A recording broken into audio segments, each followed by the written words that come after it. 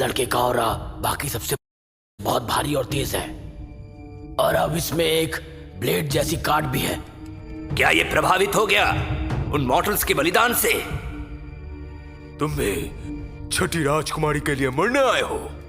तुमने जो कहा शायद तुम्हें पता नहीं है कि वो आधा सच है। छठे राजकुमारी ने मुझे भेजा है, लेकिन जान देने के लिए नहीं बल्कि लेने के लिए। 100 से ज्यादा लोग मार चुका हूं मैं, और 1 से ज्यादा साधु को मैं मार चुका हूं, वो भी बेहद क्रूरता से। उनके सर अभी भी मेरे एक कमरे में पड़े हुए हैं। तुम गलतफहमी में जी रहे हो। बिना ऊर्जा के तुम मेरे सामने कुछ भी नहीं हो।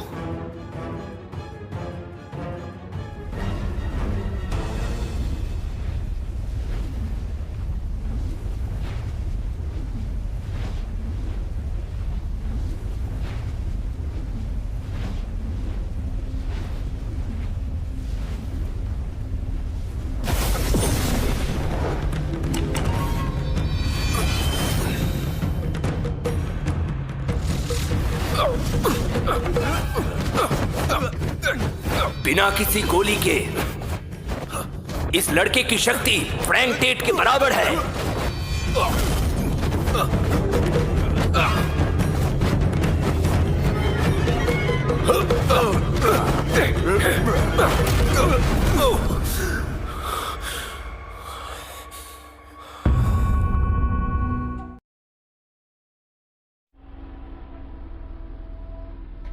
सालों बाद इतनी कड़क लड़ाई हो रही है। ये क्या हो रहा है?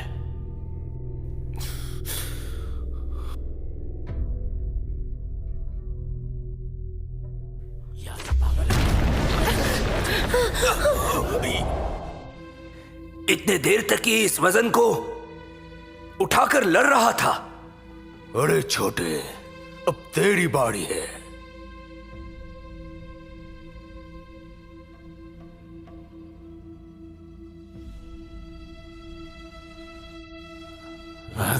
इसके वेट्स पहने हैं। इतना भारी वजन? वो भी वेट्स के साथ लड़ रहा है। एक कल्टीवेटर जिसका शरीर इतना मजबूत हो सकता है। यह है कौन मैथ्यू? आज तेरा आखिरी दिन है। आज तुझे मैं मारकर एक नया मुकाम हासिल करूंगा। सपने देखना बंद करो।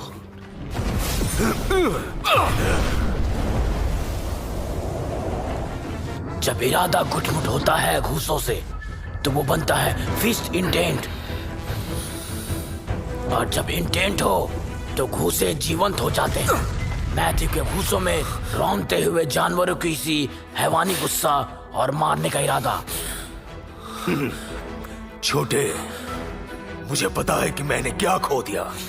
ये किलिंग इंटेंट पाने के लिए मेरा परिवार, मेरी पत्नी, मेरी बेटी, लाखों लोग, एक पूरा देश, जहां कभी भी मैं वापस नहीं जा सकता, ये सब कुछ कुर्बान दिया मैंने।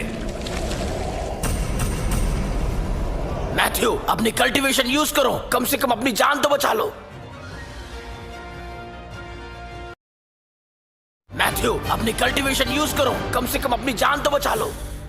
उन आम लोगों ने मेरे लिए बलिदान दिया। मुझे इसको किसी भी हालत में हराना ही होगा। इनमें से कोई भी साधारण लोग नहीं थे। जो सच्चाई के लिए अपनी जान दे सकते हैं वो कभी साधारण नहीं होते। आपकी मौत बेजार नहीं जाएगी।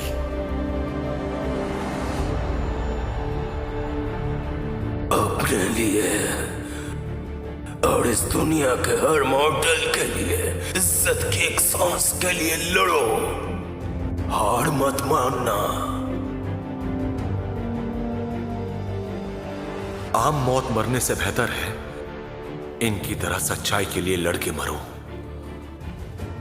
आज से मैं मैथ्यू नॉक्स इनके हौसले से अपने मन का रास्ता बचाऊंगा, और यही होगा मेरा उद्देश्य।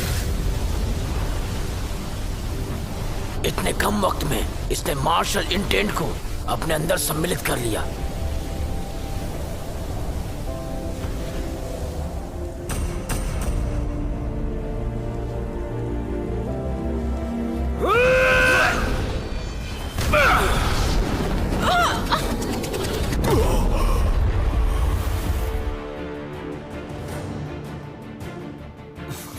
ये संभव कैसे हुआ?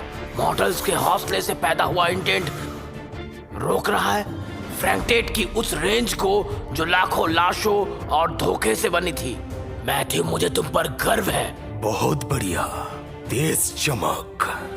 दादाजी, मार्शल इंटेंट क्या होता है? मार्शल इंटेंट असल में यही कारण है जिसके लिए योद्धा लड़ते हैं।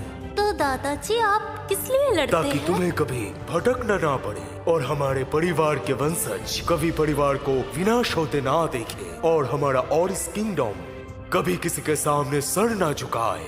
सुनो, मेरी बात कभी भी भूल मत जाना। दादाजी, मैं कभी नहीं भूलूंगा।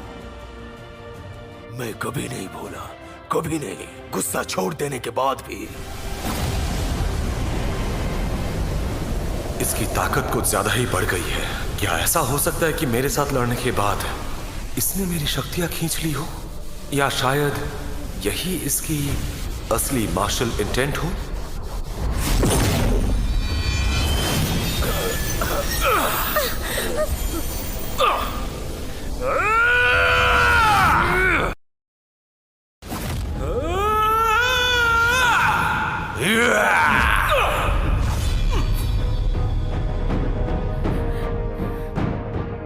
तो कैसा रहा?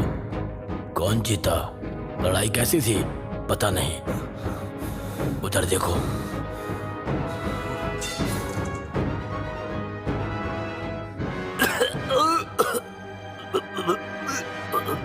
दादाजी,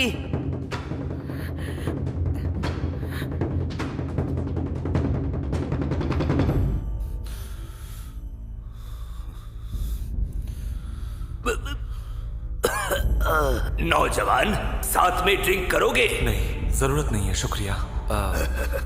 फिर मिलेंगे तुमसे। जी।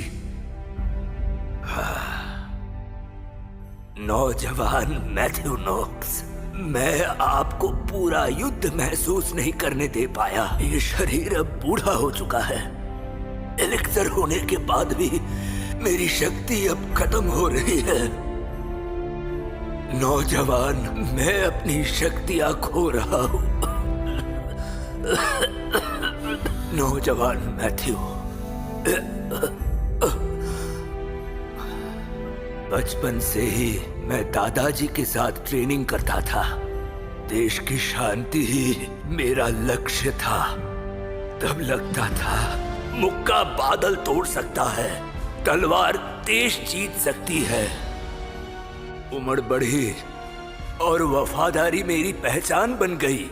पर जब सेना संभाली मैं समझा मैं तो बस एक मोहरा था, सिर्फ एक मोहरा। अमर लोग जब दुनिया को ऊपर से देखते हैं वो सिर्फ उंगली हिलाते हैं और पहाड़ गिर जाते हैं। उनके लिए तो मॉर्टल्स समुंदर की एक बूंद है सिर्फ। समझे नौजवान? नौजवान मैथ्यू, मेरा आखिरी मुक्का कैसा था जरा बताओ? लाजवाब था ना? आपने बिल्कुल सही कहा। लाजवाब, लाजवाब। फ्रैंक के खिलाफ मदद करने के लिए शुक्रिया मास्टर। कोई बात नहीं। फ्रैंक टेट मर चुका है। अब हम माँ की तीसरी सिल्क पाउच खोल सकते हैं।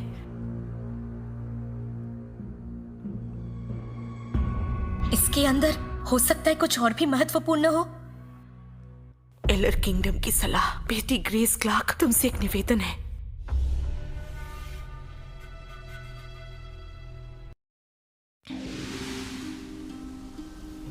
मैथ्यू, अरे डेजी ग्रे, मेरा असली रूप अभी अर्थफ्रूट में है। इस वक्त एक परछाई के जरिए तुमसे बात कर रही हूँ। तुमने कहा था कि वो रॉयल कॉन्क्यूबाइन ने राजकुमारी से सम्राट का खून करवाया। सही कहा। मुझे हमेशा लगा ये उसकी ही चाल थी। फ्रैंक टेट था पहला मोहरा और 12 साल बाद छठी राजकुमारी दूसरा मोहरा बन गई। मैं ताकत और राजनीति का संघर्ष समझ चुकी हूँ। क्या है वो? दुनिया का नियम है, जो मजबूत होता है वही टिकता है। और इस राह पर कल्टिवेटर्स प्रोफाउंड रियाम के बाद रीइंकार्नेशन का एक तरीका इस्तेमाल करते हैं जिसे वेपन डिसोल्यूशन कहते हैं। ये लोग बन जाते हैं बैनिश्ड इमॉर्टल्स। बस उन्हें अपनी एक लगन पूरी करनी होती है, फिर उनकी पुरानी जिंदगी की यादें जाग जाती हैं। इसे कहते हैं अनसीलिंग। देखकर लगता है कि यही अंतिम राह है। ये रास्ता ही अंतिम है मेरे गणना के हिसाब से। मैथ्यू नॉक्स अभी एलोर किंगडम में है। मॉर्टल की अस्थियां मॉर्टल ही रहती है, उसमें कोई परिवर्तन नहीं होता। मास्टर, ये आधा जेड ब्रेसलेट लीजिए। संरक्षण की यात्रा पूरी हुई, इसे वापस ले जाकर उद्देश्य पूरा कीजिए। मास्टर मैथ्यू, आपकी ये यात्रा सुखद हो। धन्यवाद।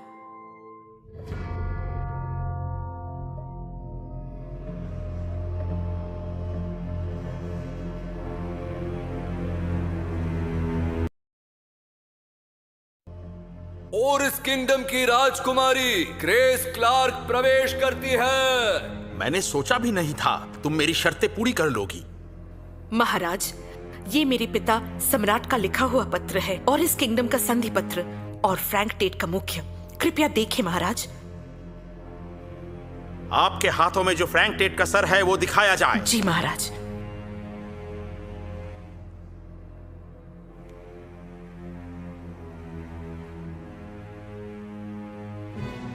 उस वक्त मैंने तुमसे कहा था मेरे पास रुक जाओ, पर तुम जिद्दी थी। मुझे मारने की हिम्मत!